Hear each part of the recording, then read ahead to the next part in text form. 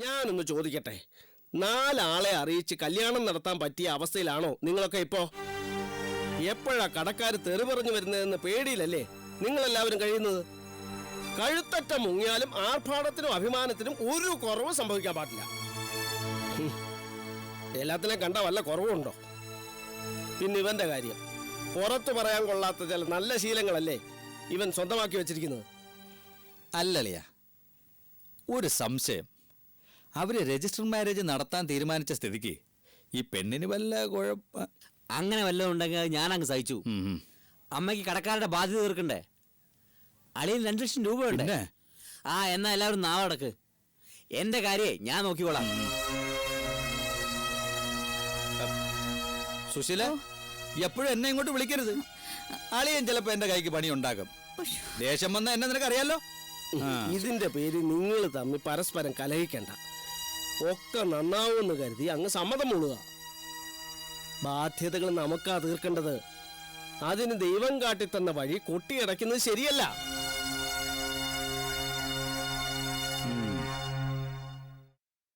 അന്നേ ഞാൻ പറഞ്ഞത് ഈ പൊല്ലാപ്പനൊന്നും എടുത്തു കാടണ്ടെന്ന്. അലക്സാണ്ടർ പേട്ടയോടെ നമ്മൾ ഏറ്റുമുട്ടുന്നത്. ഈ യഥാർത്ഥ അജ്ഞാതൻ എന്ന് പറഞ്ഞ കക്ഷിയെ എവിടുന്നാ നമ്മൾ കണ്ടുപിടിക്കുക? എങ്ങനെയും കണ്ടുപിടിച്ച് നോക്കൂ.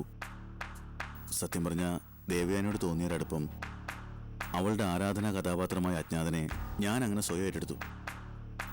പക്ഷെ ഇപ്പോ ഭീഷണി ആക്രമണവും നമ്മുടെ നേർക്ക് മാത്രമായിരുന്നെങ്കിൽ പൊരുതി നിൽക്കാമായിരുന്നു. പക്ഷേ ഇത് അയാൾ ഉന്നം വയ്ക്കുന്ന ആരെ ആയിരിക്കുമെന്ന് നമുക്കൊരിക്കലും പ്രതീക്ഷിക്കാൻ പറ്റില്ല.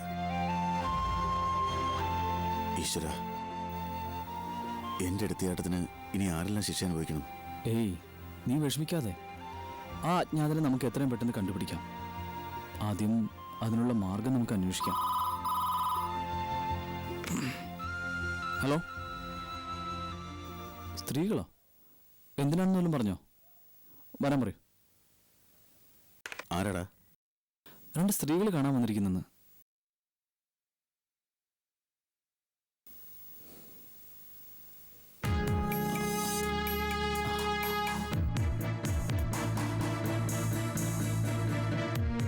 എന്റെ മോനെവിടെ?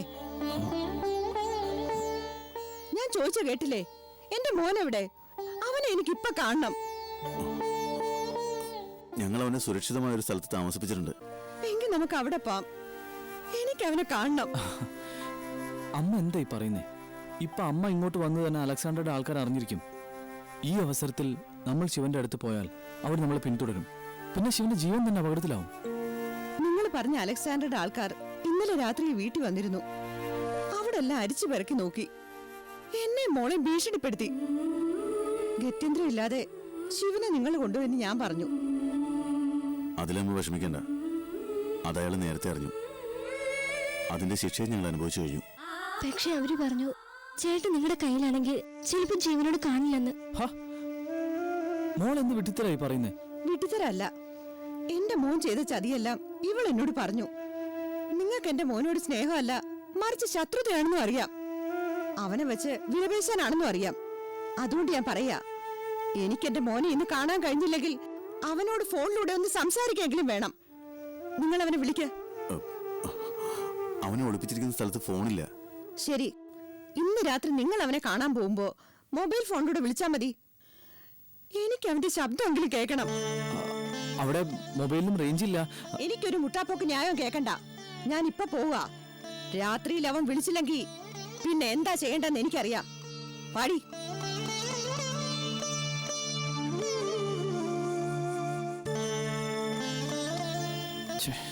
ഇനിയിപ്പോ എന്ത് ചെയ്യൂടാ നമ്മള്? അവനെ പറഞ്ഞു വിട്ടോ നീയല്ലേ? നീ തന്നെ ആലോചിച്ചൊരു മാർഗം കണ്ടുപിടിക്കേ. ഈ സമയത്ത് നീ എന്നെ കൈയൊഴിയാണോ? അങ്ങനെ കൈയൊഴി എനിക്കും ആവില്ലല്ലോ. എന്തെങ്കിലും ഒരു പരിഹാരം നമുക്ക് കണ്ടുപിടിക്കാം.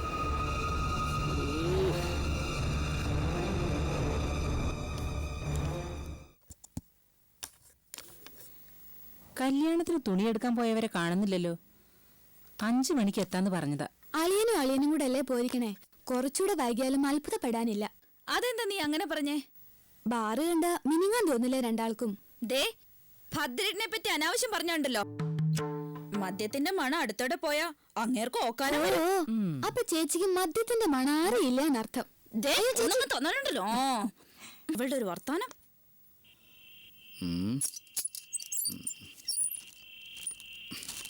അളെ ഒന്ന് നിന്ന്. മണമുണ്ടാ? എവിടെ? അപ്പൊ ഞാൻ ആദ്യം വാ.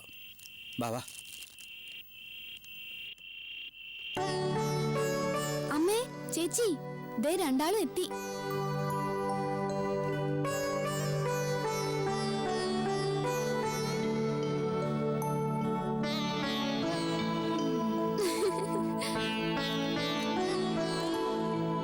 ആ ഒന്നിന്നെ. ഭദ്രേട്ടൻ എന്താ ഒരു പരുങ്ങല്? പരുങ്ങല? ആർക്ക്? എനിക്കാ? ഏയ്,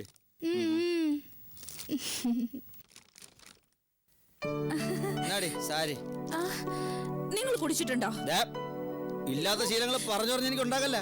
വെറുതെ ഡ്രസ് കൊണ്ടുവരുന്ന ആകാംക്ഷയോടെ കാത്തിരുന്നിട്ട് ആർക്കിപ്പോ ഡ്രസ് വേണ്ടേ? ഓരോരുത്തർക്കും സെപ്പറേറ്റ് പാക്കറ്റാ. കൊള്ളാല്ലേ? നോക്കിയോ? ഡ്രസ് എടുക്കുമ്പോ നിന്റെ കണ്ണ് എവിടെയായിരുന്നുടാ? കാശിന് കൊള്ളൂല.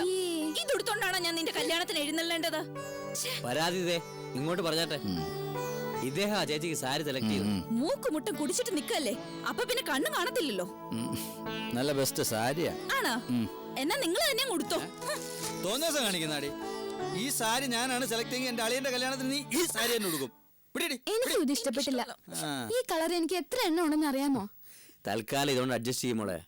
രജിസ്റ്റർ മാരേജ് അല്ലേ, ഇതിപ്പോ ആര് കാണാനാ? ഓ, രജിസ്റ്റർ മാരേജ് ആണെന്നും പറഞ്ഞ ഇതിന്റെ ചെലവ് അങ്ങ് ചുരുക്കിയല്ലേ? അടകടകട്ടെ. നിനക്ക് പരാതി ഒന്നുമില്ലേ മോളെ? ഏട്ടന്റെ സെലക്ഷൻ അസലായിണ്ട്. എന്നെ സപ്പോർട്ട് ചെയ്യാൻ ഒരാളെങ്കിലും ഉണ്ടല്ലോ, ഭാഗ്യം.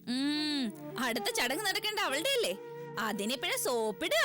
പിന്നെ എനിക്ക് അതിന്റെ ആവശ്യമൊന്നുമില്ല. ഇപ്പൊ തന്നെ രൂപ 5000 പിന്നെ 5000 1000 പറ. ബാക്കി ബാറിലേക്ക് പോയി കാണും. ദേ, പെൺകുട്ടിക്ക് മാല ഇടുമ്പോഴെങ്കിലും നമ്മുടെ അന്തസ് കളഞ്ഞു വിളിക്കല്ലേ. നിങ്ങളുടെയൊക്കെ സഹായം ഉണ്ടെങ്കിൽ ഒക്കെ ഭംഗിയായി നടക്കും. സത്യത്തിൽ എന്റെ കല്യാണ ചെലവ് വഹിക്കേണ്ടത് മൂത്ത പെങ്ങളാ. അളയാ, അളിയനിപ്പോ എന്താ വേണ്ടത്? ആവശ്യങ്ങൾ ഒരുപാടുണ്ട്. സമയമാകുമ്പോ പൈസ തന്നാ മതി, ഞാൻ എല്ലാം ശരിയാക്കി തരാം. നീ വാടി, ദേഹത്ത് കുഴമ്പിട്ടൊന്ന് പിടിക്കണം. വാ. ഇനി കല്യാണം കഴിഞ്ഞേ പോകുന്ന തോന്നുന്നല്ല, അത്രേ ഉള്ളൂ. എന്നിട്ട് അളിയനെ സഹായിക്കാനാന്നുള്ള ഒരു പേരും. ഒന്ന് പയ്യെ പറ. ഇനി അത് കേട്ടാ മതി അടുത്ത പൂരത്തിന്. ഓ, ദേ, കുടി നിർത്താൻ പ്രയാസമായിരിക്കും അറിയാം. ശീലമാക്കി പോയില്ലേ? എന്നാലും കല്യാണശേഷം ഇത് ഒഴിവാക്കണം. കയറി വരുന്ന പെണ്ണ് ഒരുപാട് പ്രതീക്ഷയായിട്ടായിരിക്കും വരുന്നത്. അതിന് വെറുതെ കണ്ണീര് കുടിപ്പിക്കരുത്.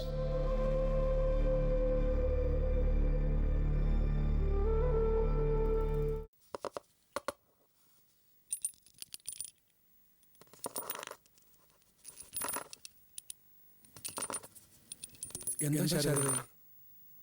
മാഷ് ഇത് കണ്ടോ? ഇതാരെന്ന് മാഷ്ക്കറിയോ? എനിക്ക് എൻ്റെ അമ്മ തന്നതാ.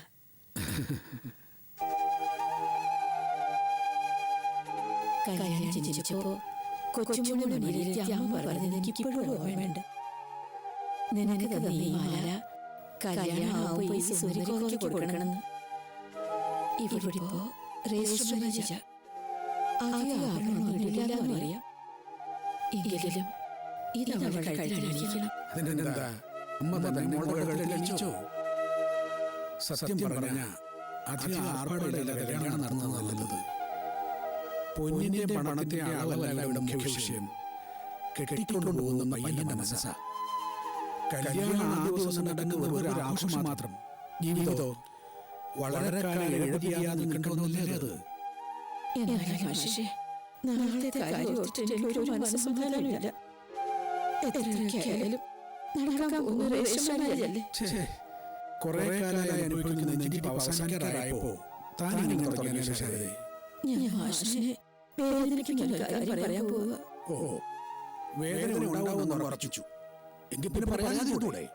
പറയാതിരുന്ന നാളെ നിങ്ങൾക്കൊപ്പം ഞാൻ വരാതിരിക്കുമ്പോ മാഷ് കാരണം തരില്ലേ? വരാതിരിക്കേ? താൻ എന്താണ് ഇങ്ങനെ? അതെ മാഷേ, നാളെ ഞാൻ വരില്ല. നാളത്തെ ചടങ്ങാണ്. എനിക്ക് ശക്തിയില്ല. നമ്മുടെ മോള് നമ്മെ വിട്ടുപോകുന്ന കാഴ്ച കാണാൻ എനിക്ക് കഴിയില്ല. എപ്പോഴായോ സംഭവിക്കേണ്ടതല്ലേ ശാരദേ? ലോകത്തെല്ലാ അമ്മമാരും ഈ വേർപാട് സഹിക്കേണ്ടതുവാ. പക്ഷേ അതൊരു വേർപാടാണ് നമ്മുടെ ഉള്ളത്. പിന്നെ ഇവിടെ എന്തോ ഒരു പ്രത്യേകത? ഒന്നുമില്ലേ? കല്യാണം ചെലവ് വഹിക്കാൻ ശേഷിയില്ലാത്തവര് മക്കളെ സമൂഹ വിവാഹത്തിലേക്ക് തള്ളിവിടാറുണ്ട്. സമൂഹ വിവാഹമായാലെന്താ? അവിടെ ചടങ്ങിന് ഒരു കുറവില്ലല്ലോ. കുട്ടികളുടെ കല്യാണത്തിന് പോലും ഉണ്ടാവും അത്യാവശ്യം ആർഭാടമൊക്കെ. എങ്കിൽ പിന്നെ ആർഭാടമല്ലോ. നാട്ടുകാരും വിളിച്ചുകൂടായിരുന്നല്ലോ. വേണ്ട വേണ്ട താൻ 100 ആവർത്തി പറഞ്ഞു കഴിഞ്ഞു. എന്നിട്ട് മുഹൂർത്തത്തിയപ്പോ എന്നെ ഒന്നും മനഃപൂർവ്വമല്ല മാഷേ. പിന്നെ പിന്നെ എന്താ? മാഷ് തന്നെ ആലോചിച്ച് നോക്കി. നമ്മളിനിയാണോ നമ്മുടെ മക്കളുടെ കല്യാണം സ്വപ്നം കണ്ടിരുന്നത്? മാഷ് എനിക്ക് എന്തൊക്കെ പ്രതീക്ഷ തന്നിരിക്കുന്നു. ഒരു കഥ കൊണ്ടുപോയിട്ട് എന്റെ മോള് കൊണ്ടുപോയില്ലാതെ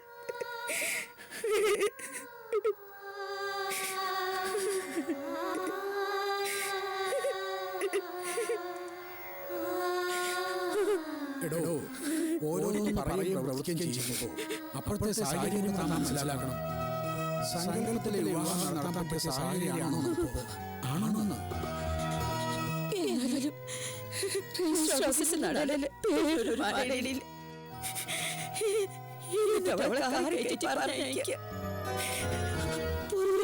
പറയുന്നില്ലെങ്കിലും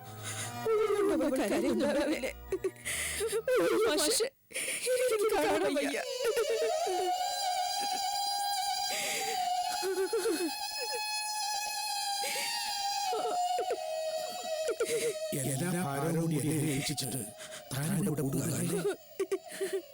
ആരും വന്നില്ലേലും ഞാൻ പോടുള്ളൂ. അത്രയ്ക്ക് ഫലമായ ഇലകളാ കല്യാണം സ്വീകരിക്കാൻ എത്തിയിരിക്കുന്നത്. അവനെ എന്റെ മുഖം നഷ്ടപ്പെട്ടില്ല. അതുകൊണ്ട് ഞാൻ പോകും.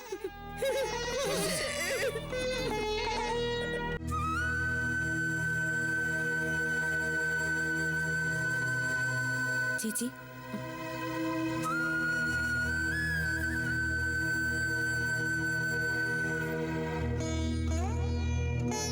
നാളെ രാവിലെ പോണ്ടല്ലേ?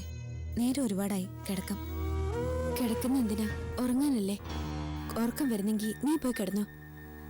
കിടന്നാലും എന്റെ കണ്ണടയില്ല. ചേച്ചിക്ക് മാത്രമല്ല, എല്ലാവർക്കും ഉണ്ട് ദുഃഖം. അതിലുപരി സന്തോഷമുണ്ട്. ചേച്ചി പോകുന്നത് നല്ലൊരിടത്തെ കാണുന്ന സന്തോഷം. എത്ര നല്ലതാന്ന് പറഞ്ഞാലും എനിക്ക് നിങ്ങളൊന്നുമില്ലാതെ പറ്റില്ല ദേവു. എനിക്കിവിടെ ഇങ്ങോട്ട് പോകാൻ തോന്നുന്നില്ല. വെറുതെ ഓരോന്ന് പറഞ്ഞ് സ്വയം വേദനിക്കുകയും മറ്റുള്ളവരെ വേദനിപ്പിക്കുകയും ചെയ്യല്ലേ. സുഖുവേട്ടന്റെ വീടും നമ്മുടെ വീടും തമ്മിൽ വലിയ ദൂരമൊന്നുമില്ലല്ലോ. ഏറെ 6 മണിക്കൂർ യാത്ര. ആഗ്രഹിക്കുമ്പോഴൊക്കെ തമ്മി കാണാം. അതുകൊണ്ട് കൂടുതലൊന്നും ആലോചിക്കണ്ട. സന്തോഷത്തോടെ നിറഞ്ഞ മനസ്സോടെ ചേച്ചി നാളെ സുഖുവേട്ടനൊപ്പം യാത്രയാവണം. ഈ അനുജത്തിയുടെ പ്രാർത്ഥന എപ്പോഴും ചേച്ചിക്കൊപ്പം ഉണ്ടാവും.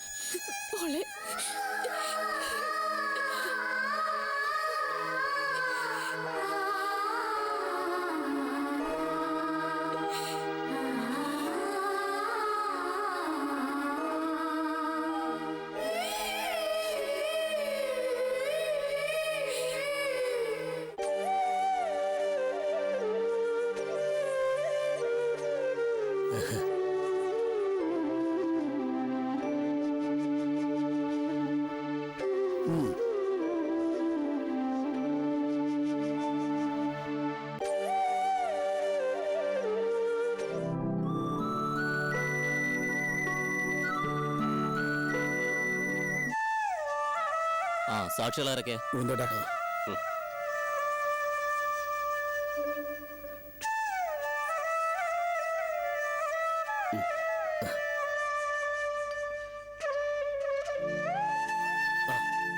ഇനി മാലയിടാം.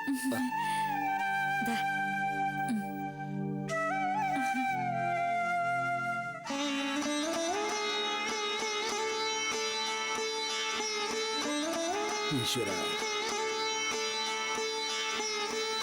എന്നാ ഇറങ്ങല്ലേ? ശരി. വരൂ.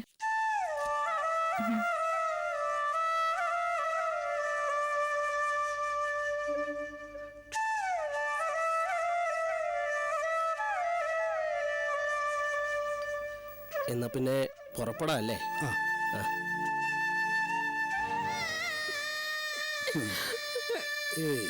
മോള് കയറി വരുന്നത് സാധാരണ വീടാ മോളെ.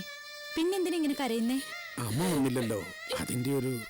നാളെ അമ്മയും കൂട്ടി അച്ഛൻ വീട്ടിലേക്ക് വരികയല്ലേ, പിന്നെന്താ?